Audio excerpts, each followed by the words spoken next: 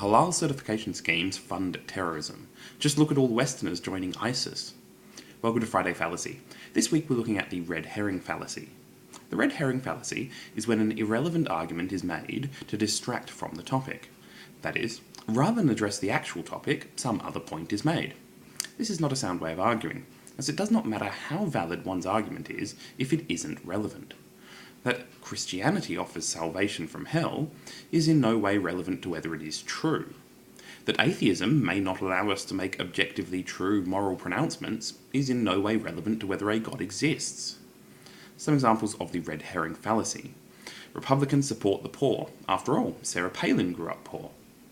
I can't be sexist. Many of the people I most respect are women. Evolution can't be true. After all, atheism believes nothing came from nothing. Homeopathy is effective. It has no side effects. Jesus never existed. We all know the Bible wasn't divinely inspired. Not all changes in topic are the red herring fallacy. Sometimes a debate can get bogged down in minutiae, which are largely irrelevant, in which case it can be useful to refocus on the actual topic. And simply trying to shift the discussion onto other points is not necessarily the red herring fallacy. The red herring fallacy is generally reserved to mean presenting an irrelevant argument as if it were relevant.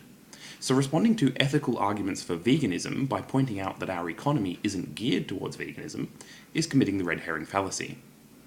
In an informal setting, it can sometimes be difficult to distinguish between genuine red herrings and good faith attempts to return to the relevant topics. Often the actual topic of discussion can be free-ranging, and so both sides may try to steer debate to their favoured topic. A good rule of thumb here is that attempting to shift to a new topic without acknowledging the opponent's arguments is likely to be committing the red herring fallacy.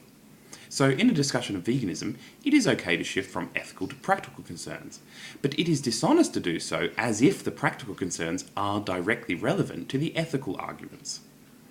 Many other fallacies are specific examples of the red herring fallacy that occur often enough to have their own names.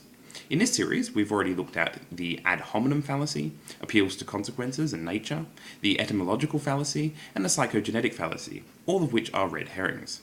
When no more specific label applies, we generally refer to it as a red herring. In conclusion, the red herring fallacy is when an irrelevant argument is presented as if it were relevant. Until next time, keep your fallacies to yourself.